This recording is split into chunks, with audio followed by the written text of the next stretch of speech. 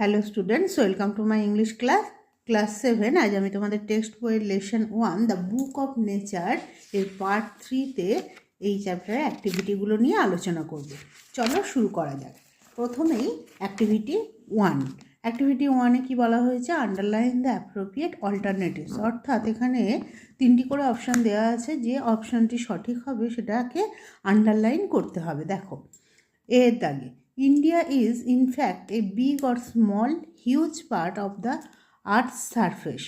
বলছে ভারতবর্ষ হলো একটি ইনফ্যাক্ট মানে বস্তুত, এ বিগ মানে বড়, স্মল মানে ছোট, আর হিউজ মানে বিশাল, পার্ট মানে অংশ অফ দ্য আর্থ সারফেস মানে পৃথিবীর উপরিভাগে। তাহলে ভারতবর্ষ কীরকম অংশ? আমরা দেখেছি যে India is a small part, তাই তো, অফ দ্য আর্থ সারফেস, মানে এই এত বড় পৃথিবীর উপরিভাগে ভারতবর্ষ একটা ছোট অংশ।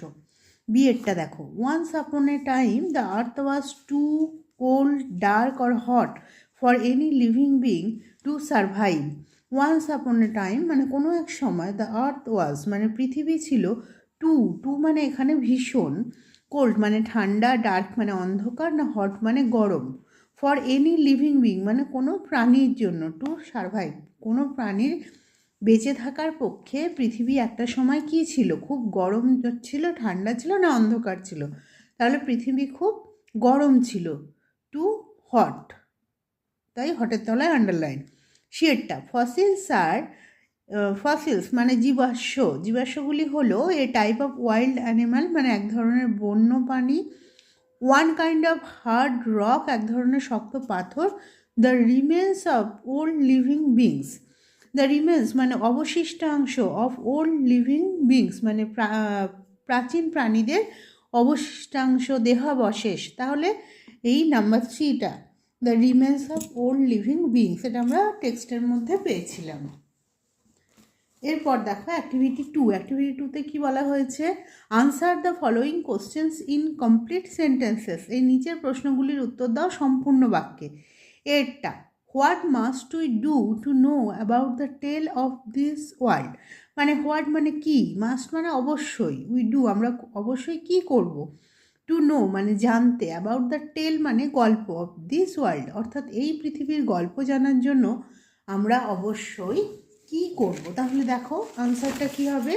We must think of all the countries and all the peoples that have inhabited it to know the tale of this world. অর্থাৎ উই মাস্ট থিঙ্ক আমরা অবশ্যই চিন্তা করব, অফ অল দ্য কান্ট্রিজ মানে সমস্ত দেশের কথা, অ্যান্ড অল দ্য পিপলস মানে সমস্ত লোকেদের কথা, দ্যাট হ্যাভ ইনহ্যাবিটেড ইট মানে এখানে যারা বাস করে, এই পৃথিবীতে যারা বাস করে সেই সমস্ত লোকেদের কথা আমরা ভাববো, চিন্তা করব, to know the tale of this world এই পৃথিবীর গল্প জানার জন্য।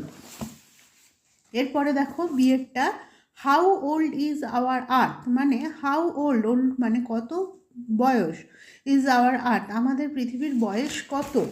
তাহলে আমরা পড়েছিলাম যে আমাদের পৃথিবী খুব পুরনো, খুব প্রাচীন, লক্ষ লক্ষ বছরের পুরনো। তাহলে our earth is millions and millions of years old.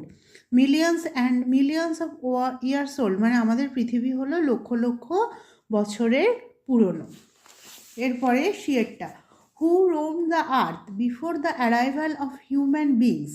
হু মানে কারা, রোম মানে বিচরণ করতো, দ্য আর্থ পৃথিবীতে কারা ঘুরে বেড়াতো, before the arrival of human beings মানে মানুষ আসার আগে পৃথিবীতে কারা থাকতো বা কারা বিচরণ করতো। তাহলে কী হবে? Only animals roam the earth before the arrival of human beings অর্থাৎ মানুষদের আসার আগে শুধুমাত্র প্রাণীরাই এই পৃথিবীতে বিচরণ করত। এই হলো অ্যাক্টিভিটি 2। অ্যাক্টিভিটি 3-তে কী বলা হয়েছে দেখো, fill in the blanks with suitable words from the text. এই শূন্যস্থানগুলি পূরণ করো উইথ সুইটেবল ওয়ার্ডস মানে যথাযথ শব্দ নিয়ে, ফ্রম দ্য টেক্সট অর্থাৎ টেক্সট থেকে শব্দ নিয়েই শূন্যস্থানগুলো পূরণ করতে হবে। The first letters of the word are given মানে এই শব্দগুলির প্রথম লেটারটা, প্রথম বর্ণটা এখানে দেওয়া আছে। এরটা দেখো, অ্যাজ এ সাবজেক্ট এইজ দেওয়া আছে, ইজ কোয়াইট ইন্টারেস্টিং। বিষয় হিসেবে একটা সাবজেক্ট হিসেবে এটা কোয়াইট ইন্টারেস্টিং, খুবই ইন্টারেস্টিং, আকর্ষণীয়। তাহলে সেটা কি? ইতিহাস। এইচ দিয়ে তাহলে হিস্ট্রি, এই কথাটা আমরা তো ওখানে পড়েছি টেক্সটের মধ্যে, তাই তো? তাহলে history as a subject, history is quite interesting. বিয়েরটা, we have good relations with our neighbouring, C দিয়ে কী হবে তাহলে? উই হ্যাভ গুড রিলেশনস, আমাদের ভালো সম্পর্ক আছে, উইথ মানে সঙ্গে, আওয়ার নেইবারিং আমাদের প্রতিবেশী, তাহলে কী হবে? প্রতিবেশী দেশ, তাই তো? তাহলে আওয়ার নেইবারিং কান্ট্রি। কান্ট্রি ওয়ার্ডটাও আমরা টেক্সটে পেয়েছি। শিয়েরটা, plants need air, water and sunlight to, G দিয়ে একটা ওয়ার্ড বসাতে হবে। প্ল্যান্টস মানে গাছেদের, নিড মানে দরকার, এয়ার মানে বাতাস, ওয়াটার মানে জল, অ্যান্ড সানলাইট মানে সূর্যের আলো, টু কিসের জন্য দরকার? আলো, জল এবং বাতাস, টু গ্রো, জি দিয়ে ওয়ার্ডটা হবে গ্রো। ডিয়েরটা, ক্যান ইউ, আই দিয়ে ড্যাশ, আই দিয়ে ওয়ার্ডটা হবে how big is the universe is. Can you, এটা কী হবে? আই দিয়ে ইমাজিন, তাহলে কী হবে? ইমাজিন ওয়ার্ডটা আমরা পেয়েছি। তুমি কি কল্পনা করতে পারো? হাউ বিগ, কত বড়, দ্য ইউনিভার্স ইজ মানে এই বিশ্ব কত বড়, সেটা কি তুমি কল্পনা করতে পারো? ইয়েরটা, ইউ শুড, এস দিয়ে regularly if you want to be a good student, তোমার নিয়মিত, শুড মানে উচিত, কী করা উচিত, কী হবে তাহলে? স্টাডি মানে পড়াশোনা, স্টাডি ওয়ার্ডটাও আমরা পেয়েছি। তাহলে you should study regularly if মানে যদি, you want to be a good student, তুমি যদি একজন ভালো ছাত্র হতে চাও তাহলে তোমার নিয়মিত পড়াশোনা করা উচিত। এবার activity 4, make meaningful sentences with the following words. এই নিচের শব্দগুলি দিয়ে একটা অর্থপূর্ণ একটা করে বাক্য লেখো। প্রথমে এই ওয়ার্ডগুলোর মানে একটু দেখে নিই। এর দাগে ইন্টারেস্ট মানে আগ্রহ, বিয়েরটা সারফেস মানে উপরিভাগ, সিয়েরটা ইনহ্যাবিটেড মানে বাস করা, ডিয়েরটা টুগেদার মানে একসঙ্গে, ইয়েরটা সায়েন্টিস্ট মানে হচ্ছে বিজ্ঞানী। এবার চলো আমি একটা করে মেক সেন্টেন্স করেছি, তোমরা তোমাদের মতো করেও সেন্টেন্স লিখতে পারো। দেখো, ইন্টারেস্ট দিয়ে কী হবে? The little girl has interest in the study of nature, ছোট মেয়েটির আগ্রহ আছে, in the study of nature মানে প্রকৃতি নিয়ে পড়াশোনাতে ছোট মেয়েটির আগ্রহ আছে। তারপরটা দেখো, সারফেস মানে উপরিভাগ, human beings live on the surface of earth, বলছে হিউম্যান বিংস মানে মানুষেরা, লিভ মানে বাস করে, on the earth, on the surface of earth মানে পৃথিবীর উপরিভাগে। Inhabited, this locality is inhabited by rich, RICH, rich people, অর্থাৎ এই এলাকায় ধনী লোকেরা বাস করে। টুগেদার, টুগেদার মানে কি? একসঙ্গে। লাস্ট উইক মানে গত সপ্তাহে, I and my friend went to the library together, গত সপ্তাহে আমি এবং আমার বন্ধু, ওয়েন্ট মানে গিয়েছিলাম, টু দ্য লাইব্রেরি, লাইব্রেরিতে, টুগেদার মানে একসঙ্গে, অর্থাৎ আমি এবং আমার বন্ধু গত সপ্তাহে একসঙ্গে লাইব্রেরি গিয়েছিলাম। সায়েন্টিস্ট মানে বিজ্ঞানী, J C Bose was a great scientist, J C Bose মানে জগদীশচন্দ্র বোস, ওয়াজ মানে ছিলেন একজন, গ্রেট মানে মহান, সায়েন্টিস্ট মানে বিজ্ঞানী, জেসি বোস ছিলেন একজন মহান বিজ্ঞানী। এবার দেখো অ্যাক্টিভিটি 5, বলছে identify which of the following statements are true and which are false, give supporting statement for each of your answers. বলছে আইডেন্টিফাই করো যে এই নিচের বাক্যগুলির মধ্যে, স্টেটমেন্টগুলির মধ্যে, বক্তব্যগুলির মধ্যে which are true and which are false, কোনগুলো সত্যি এবং কোনগুলো মিথ্যা। Give supporting statement for each of your answers, তোমার প্রত্যেকটা উত্তরের সপক্ষে যুক্তি দাও। সাপোর্টিং স্টেটমেন্ট সেটা কোথা থেকে দেবে না? তোমাদের টেক্সট বইতে। অর্থাৎ তুমি হয়তো সেন্টেন্সটা পড়লে তোমার মনে হলো এটা সত্যি বা এটা মিথ্যে, যেটাই হোক, তাহলে কোন বাক্যটা পড়ে তুমি বুঝলে যে এটা সত্যি, সেই বাক্যটা তোমায় লিখতে হবে পাশে। এটা হচ্ছে সাপোর্টিং স্টেটমেন্ট। দেখো এরটা, fairy tales are rich in imagination, fairy tales মানে কি? রূপকথার গল্প, রূপকথার গল্পগুলি, আর রিচ ইন ইমাজিনেশান মানে কল্পনা, কল্পনা সমৃদ্ধ রূপকথার গল্পগুলো। তো আমরা টেক্সটে পড়ার সময় দেখেছি যে হ্যাঁ ফেয়ারি টেলসগুলো কল্পনা সমৃদ্ধ, তাই সেগুলো সত্যি বা মিথ্যে যে কোনো কিছুই হতে পারে। দেখো তাহলে এটা কি হবে, বক্সে এরকম দিয়েছি টি এবং তারপর সাপোর্টিং স্টেটমেন্ট। তাহলে কি লিখবো সেখানে? সাপোর্টিং স্টেটমেন্ট, এটা আমার বই থেকে তোলা সেন্টেন্স, যেটাতে আমি বুঝতে পারলাম যে হ্যাঁ এটা সত্যি। কি লেখা আছে? We could imagine anything we wanted to and would thus make up the most beautiful fairy tales. আমরা যে কোনো কিছুই কল্পনা করতে পারি যেটা চাই, এবং এইভাবেই সুন্দর সুন্দর রূপকথার গল্প তৈরি হয়। বিয়েরটা দেখো, we have no means to know about the far off days. We have no means, no means মানে উপায়। উই হ্যাভ নো মিনস মানে আমাদের কোনো উপায় নেই। টু নো জানতে বা জানার জন্য, about the far off days, far off মানে প্রাচীন দিনের কথা বা আগেকার দিনের কথা জানার আমাদের কোনো উপায় নেই। কিন্তু আমরা কি দেখেছি, বই লেখা না হলেও প্রাচীনকালের জিনিস বা কথা জানার জন্য আমাদের বিভিন্ন উপায় আছে। তাহলে কি হবে এফ দিয়ে?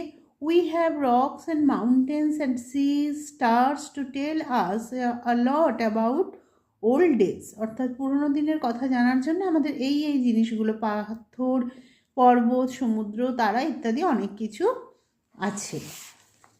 শেয়ারটা, the alphabet of nature is like the Hindi or the English alphabet. The alphabet মানে কি? বর্ণমালা। অফ নেচার মানে প্রকৃতি, অর্থাৎ প্রকৃতির বর্ণমালা। Is like the Hindi or the English alphabet. Hindi বা ইংরাজি বর্ণমালার মতোই প্রকৃতিরও বর্ণমালা আছে। তাহলে কি হবে? টু, হ্যাঁ সত্যি প্রকৃতির বর্ণমালা আছে, আমরা আগেও দেখেছি। তাহলে সাপোর্টিং স্টেটমেন্ট কি হবে? So also you must learn the alphabets of nature before you can read her story in her books of stone and rock.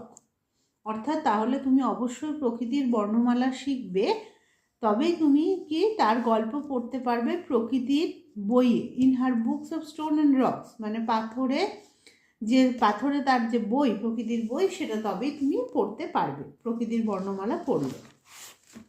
আচ্ছা, ডিএরটা দেখো, we can learn a lot about our world from the rivers and mountains.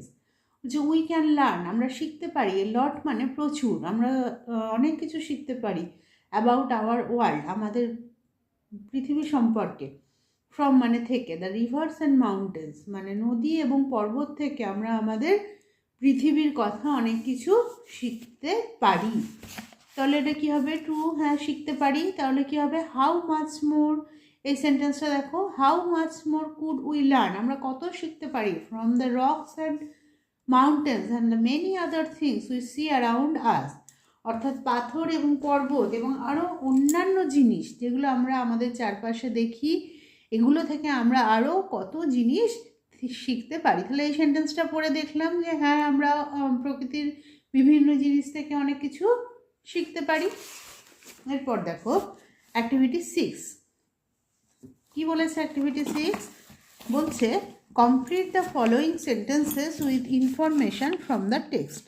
অর্থাৎ সম্পূর্ণ করো the following sentences, নিচের বাক্যগুলি with information মানে তথ্য দিয়ে, ফ্রম দ্য টেক্সট থেকে তথ্য নিয়ে নিচের বাক্যগুলো সম্পূর্ণ করো। দেখো বাক্যগুলো কি ইনকমপ্লিট আছে, খানিকটা লেখা আছে, বাকিটা তোমাদের লিখতে হবে, জায়গা দেওয়া আছে। তা সেই কাজটা তোমাদের করতে হবে, তার জন্য টেক্সট থেকে তুমি তথ্য নাও। দেখো এটা, no book could have been written in old times because. No book could have been written মানে কোনো বই লেখা হয়নি, ইন ওল্ড টাইমস প্রাচীনকালে কোনো বই লেখা হয়নি, বিকজ কারণটা কি? কেন প্রাচীনকালে কোনো বই লেখা হয়নি? কারণ তখন মানুষের অস্তিত্ব ছিল না। তাহলে কি হবে এর answer? Main did not exist in those days, সেই সময়। ইন দোজ ডেজ মানে সেই সময়। মেন ডিড নট এক্সিস্ট মানে অস্তিত্ব, অর্থাৎ মানুষের অস্তিত্ব ছিল না, তাই সেই সময় কোনো বই লেখা হয়নি। বিয়েরটা দেখো, to be able to read any language one. To be available মানে সক্ষম হওয়া মানে পারা, to read any language, any মানে কোনো ল্যাঙ্গুয়েজ মানে ভাষা, কোনো ভাষা পড়তে গেলে ওয়ান একজনকে কি করতে হবে? যে কোনো ভাষা পড়তে গেলে একজনকে কি করতে হবে? One must learn it's alphabets, একজন অবশ্যই লার্ন মানে কি শেখা, শিখবে, ইটস অ্যালফাবেটস, এর বর্ণমালাটা অবশ্যই শিখবে। শিয়েরটা, a small payable was definitely A part, একটা ছোট পেবল মানে কি নুড়ি, একটা ছোট নুড়ি, ওয়াজ মানে ছিল, ডেফিনেটলি অবশ্যই, এ পার্ট মানে অংশ, একটা অংশ, কিসের অংশ ছিল, একটা ছোট নুড়ি পাথর, of a big rock or stone with plenty of edges and corners, এটা একটা বড় রক অর স্টোন মানে বড় পাথরেরই অংশ ছিল, উইথ প্লেন্টি মানে অনেক, অফ এজেস মানে ধার বা কিনারা, অ্যান্ড কর্নার্স মানে কোণ, অর্থাৎ এবড়ো খেবড়ো ধার এবং কোণযুক্ত পাথরের এটা অংশ ছিল। নুড়ি পাথরটা তো অবশ্যই একটা বড় পাথরেরই অংশ ছিল, প্রথম থেকেই তো নুড়ি ছিল না, সেটাই আমরা টেক্সটে পড়লাম যে ওটা গড়াতে গড়াতে পরে নুড়িতে পরিণত হয়েছে। ডিয়েরটা, on the beaches at the seaside on the beaches at the seaside little children, on the beaches, beaches মানে কি তট, সমুদ্র তট, at the seaside সমুদ্রের ধারের যে বিচ, যে বালুকা বেলা যেটাকে বলা হয়, লিটল চিলড্রেন ছোট বাচ্চারা সেখানে কি করে, little children can play and make castles out of the sand, বাচ্চারা সেখানে খেলতে পারে, অ্যান্ড মেক কাসলস মানে দুর্গ, দুর্গ তৈরি করে বা প্রাসাদ তৈরি করে, আউট অফ দ্য স্যান্ড অর্থাৎ বালি দিয়ে সেখানে দুর্গ বা প্রাসাদ তৈরি করে। আমরা কেউ যদি তোমরা সি সাইড বা সি বিচে যাও, সেখানে দেখবে শুধু প্রাসাদ নয়, সবাই বাচ্চারা কি করে না মনের মতো করে যেটাই ইচ্ছা বানায়। তাহলে এখানে যেটা টেক্সটে যেটা দেওয়া আছে যে প্রাসাদ তৈরি করে, সেটাই আমাদের লিখতে হবে। এরপর দেখো অ্যাক্টিভিটি 7, অ্যাক্টিভিটি 7-এও অনেকটা একই রকম। কি বলা হয়েছে, fill in the following chart with information from the text, অর্থাৎ টেক্সট থেকে তথ্য নিয়ে এই চার্টটা পূরণ করো। কি, এদিকে দেওয়া আছে স্টেটমেন্ট মানে বক্তব্য, এদিকে দেওয়া আছে রিজন মানে কারণ, অর্থাৎ এই যে ঘটনাটা বলা হয়েছে এর কারণটা কি। বক্তব্যটা দেওয়া আছে fairy tales need not be true, অর্থাৎ রূপকথার গল্পগুলি যে নিড নট বি ট্রু মানে সত্যি নাও হতে পারে, সত্যি হওয়ার দরকার নেই। কারণ কি, কেননা সেগুলো, কারণটা কি না, সেগুলো সত্যি নাও হতে পারে, তার কারণ সেগুলো কল্পনার উপর নির্ভর করে গড়ে উঠেছে। তাহলে কি হবে, রিজনস, রিজনে কি হবে, কারণ দে আর বেসড অন মেয়ার ইমাজিনেশান, সেগুলো গড়ে উঠেছে শুধুমাত্র কল্পনার ওপর নির্ভর করে, তাই সেগুলো তাই need not to be need not be true, তাদের সত্যি নাও হতে পারে, সেজন্য যেহেতু সেগুলো কল্পনার উপর ভিত্তি করে গড়ে উঠেছে। দুয়েরটা, a piece of rock looks different from a pebble, একটা পাথরের টুকরো, পিস অফ রক মানে একটা পাথরের টুকরো, লুকস মানে দেখায়, ডিফারেন্ট মানে আলাদা, ফ্রম এ পেবল একটা নুড়ি পাথরের থেকে একটা পাথরের টুকরোকে আলাদা লাগে, কেন, কারণটা কি, কী হবে, it has plenty of rough edges and corners with corners unlike pebbles, বলছে এর অনেক রাফ এজেস মানে অমসৃণ ধার আছে এবং কোণ আছে, আনলাইক পেবলস মানে যেমন নুড়ি পাথরে যেটা নেই সেটা হচ্ছে এই বড় পাথরগুলোতে আছে।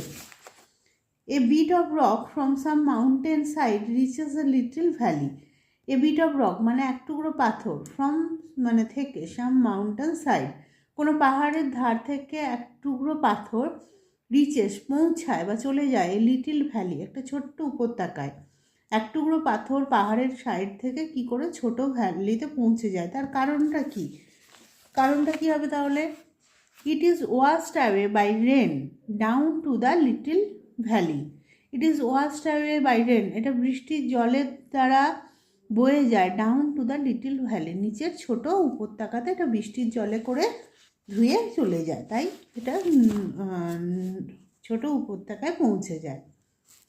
চারটা দেখো, all pebbles do not become sand, all pebbles মানে সকল নুড়িগুলো, ডু নট বিকাম স্যান্ড বালিতে পরিণত হয় না, কাউকে কাউকে আমরা নুড়ি হিসেবে পাই, আবার কেউ কেউ নুড়ি কী হয় গড়িয়ে গড়িয়ে গড়িয়ে গড়িয়ে ছোটো হতে হতে বালিতে পরিণত হয়। তাহলে সব নুড়ি কেন বালিতে পরিণত হয় না, কিছু কিছু নুড়ি নুড়িই থেকে যায়, কেন, কারণটা কী হবে, river does not carry all the pebbles, মানে নদী ডাজ নট ক্যারি, বয়ে নিয়ে যায় না, অল দ্য পেবলস, সমস্ত নুড়িগুলোকে। আমরা টেক্সটে পড়েছি কি, যে নুড়িটা পাহাড়ের পাশে বিশ্রাম করছিল, বৃষ্টি তাকে ধুয়ে নিয়ে চলে গেল উপত্যকায়, ওখান থেকে নদীতে, ছোট নদী বড় নদীতে নিয়ে গেল, বড় নদী তাকে সমুদ্রে নিয়ে গেল, কিন্তু নদী সমস্ত পিবেলকে নিয়ে চলে যায় না, কোনো কোনো পিবেল ওখানেই রয়ে যায়, তখন সে পিবেলে হয়ে যায়, যেখানে রয়ে যায় ওখানে সে পিবেল বা নুড়ি পাথর হিসেবে রয়ে যায়, আর বয়ে চলে গেলে তবেই সেটা স্যান্ডে পরিণত হয়। আজ তাহলে আমরা এই অ্যাক্টিভিটি 7 পর্যন্ত আলোচনা করলাম পার্ট 4-এ। পার্ট 3-তে এর পরের দিন আমরা পার্ট 4-এ বাকি অ্যাক্টিভিটিগুলো নিয়ে আলোচনা করব। আশা করি ভিডিওটা তোমাদের কাজে লাগবে।